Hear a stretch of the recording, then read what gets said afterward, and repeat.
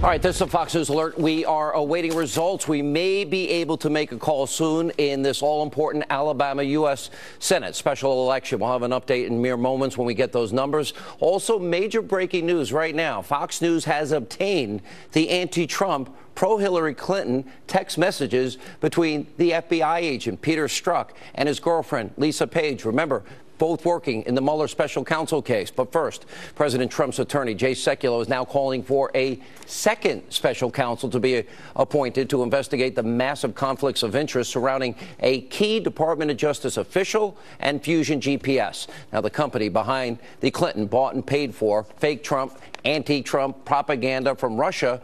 Well, that dossier, this comes after a Fox News exclusive report showing that, in fact, the wife of Bruce Orr, the recently demoted DOJ official, actually worked for Fusion GPS during the 2016 election while it was crafting that fake news dossier. Now, also tonight, the fake news media, they're working overtime by spreading outright lies, misinformation to try and damage and discredit President Trump. Here are some of the recent examples. On Friday, CNN, they ran wild with a fake news report about Donald Trump Jr. claiming that he received an email on September the 4th, 2016, that gave him special access to hack DNC emails that were not released at that point by WikiLeaks. That was a total lie, because the email was actually sent from September 14th. That was the day after WikiLeaks had published the DNC emails. Also fake news, CNN, they were pushing that story for hours, and others like Conspiracy TV, MSNBC, they repeated it before the Clinton News Network finally offered a correction. And over the weekend, the Washington Post reporter Dave Weigel tweeted out this fake news photo and claimed that the arena was empty during a Trump rally in Florida. Turns out the photos, well, they were taken well before the president even stepped on stage. And why Weigel in this particular case was forced to apologize, it was an outright lie. The New York Times published a story claiming that President Trump watches up to 8 hours of TV a day and drinks 12 Diet Cokes. Huge news. Now, CNN has since been using that so-called report to wildly speculate about President Trump's health in a pretty despicable display. Last week, both Bloomberg, Reuters, they put out the fake news story that the special counsel, Robert Mueller's team, had subpoenaed President Trump and his family's bank records from Deutsche Bank. Now, President Trump's legal team quickly pushed back. And by the way, those outlets also issued corrections. And finally, of course, there was ABC News' Brian Ross. He was suspended without pay for reporting that Lieutenant General Michael Flynn was prepared to testify that then candidate Trump ordered him to contact the Russians. That turned out to be false. He's also forbidden forever reporting on Donald Trump going forward. Joining us now with reaction, the attorney for President Trump, Jay Sekulow. You were involved today. I actually saw your text messages to NBC where you said you're not calling for a special counsel to be appointed for Robert Mueller at all. Correct. You said it 3 times in that same text exchange. Right. So here's what you had. I mean, Sean, this was a really straightforward situation. When the news broke yesterday about Bruce Orr and the conversations he had with Fusion GPS and Chris Steele, which, by the way, supposedly was done without knowledge of those in authority over him, although he was very high-ranking, the fourth in the line of authority at the Department of Justice. We then find out that not only is he meeting with Fusion GPS and Christopher Steele, who wrote the fake dossier, but that, I mean, you cannot make this stuff up, that Bruce Orr's wife was working at the same time for Fusion GPS and was their expert on Russia. So we said, when we saw this yesterday with my colleagues, we discussed the issue and decided that the best course of action here in our view as the lawyers was that a special counsel be appointed, as, by the way, Chuck Grassley has stated, as has Lindsey Graham stated, to look into all of this, because, as I said in my statement, the conflicts of interest inside the FBI and Department of Justice as to this Fusion GPS matter is breathtaking in scope. Now, NBC got that. I was clear, as you saw, 3 times in an email, a text exchange with the main reporter on this, and then NBC runs and says the story exactly opposite. I said, this has nothing to do with Bob Mueller. We've been cooperating with Bob Mueller. I'm very encouraged and I'm very, not only encouraged, I will tell you this has been one transparent administration when it comes to what's been done here and what's been provided to the special counsel.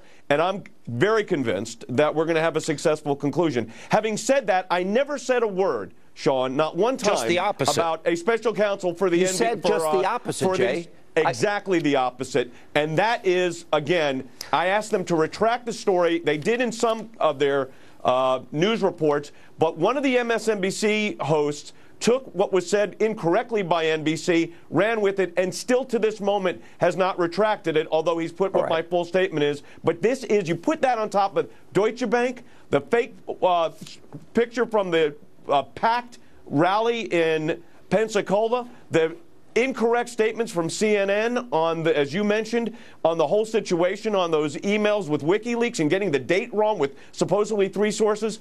I want to just tell the American people tonight that we are going to give you what's actually happening here, and you're seeing it in unfortunately play out before your eyes. But the good news is I am very encouraged that we'll be bringing this to a successful conclusion. Let me bring up what this breaking news that we have tonight. Let me set the table a little bit. We know Bruce Orr, literally 4 doors down from Rosenstein. We know that he was meeting with Fusion GPS. They're the firm that was hired. They came up with the false dossier, hired Christopher Steele, just to give some background. Turns out now his wife worked for Fusion GPS. Now here's where it gets worse. Peter Strzok and his girlfriend, Lisa Page, both of them working in Peter Strzok in particular. He was in the dossier case. He interviewed Cheryl Mills. He interviewed Uma Abedin. He interviewed Hillary Clinton. He was there for the interview with General Flynn. It seems like the FBI only has one full-time employee because he's involved in all of this. I am looking at the text messages that have now been released where his girlfriend is calling Donald Trump a loathsome human being, where they are praising Hillary Clinton. These are people that are supposed to be involved in an objective and fair investigation of individuals.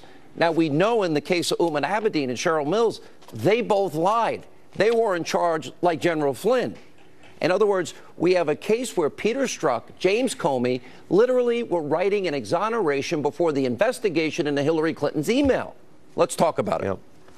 Well, I mean, first of all, Peter Strzok was, by Robert Mueller, was taken off the case, and apparently, and although none of us know this for fact, this was the reason. So that's one question right there. He was, by the way, one of the leading supposedly one of the leading counterintelligence FBI agents in the Bureau, but he was taken off the case and has been reassigned to Human Resources. So obviously there was a concern that the special counsel had with regard to his capability in moving forward on this in an objective manner as it's supposed to be under the law. But you laid out the James Comey matter, and you know, here, Sean, there's another aspect of this that tends to get overlooked, and that were 16 witnesses were given immunity by the FBI and Department of Justice in the whole investigation on the emails. And he wrote that exoneration letter before the interviews of those witnesses took place. So, you know, explain that. You can't.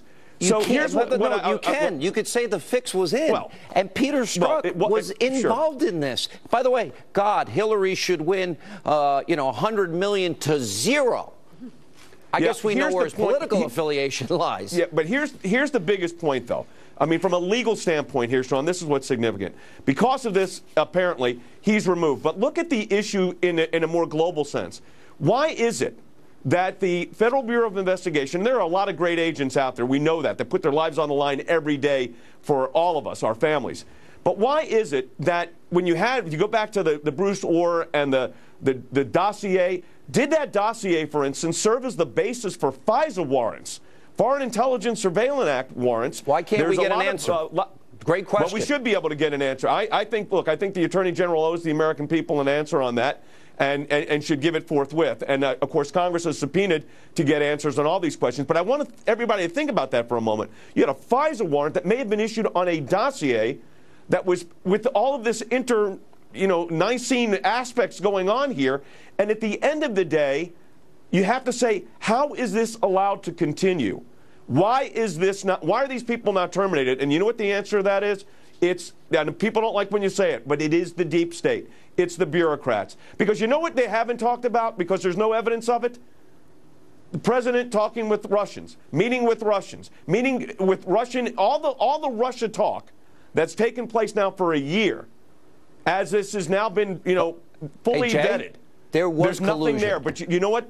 There was a Hillary Clinton there may have been bought and paid for dossier with Russia lies, propaganda to influence the 2016 election. Yeah, but take it right back into the Department of Justice, Sean. And how is it that the fourth-ranking DOJ official wife works for the company that's putting together the dossier? And that should just be okay? Because the media, believe me, the media would not have covered what happened today on this unless NBC would have put out the incorrect statement. This would have gotten no attention. I mean, James Rosen did a great job of reporting it, but it wasn't getting play at all. And now it has to because of NBC's incorrect statement. All right, Chase, we appreciate your time. When we come back, we'll have more election results in the great state of Alabama. More with our panel, and Dr. Gorka also joins us straight ahead.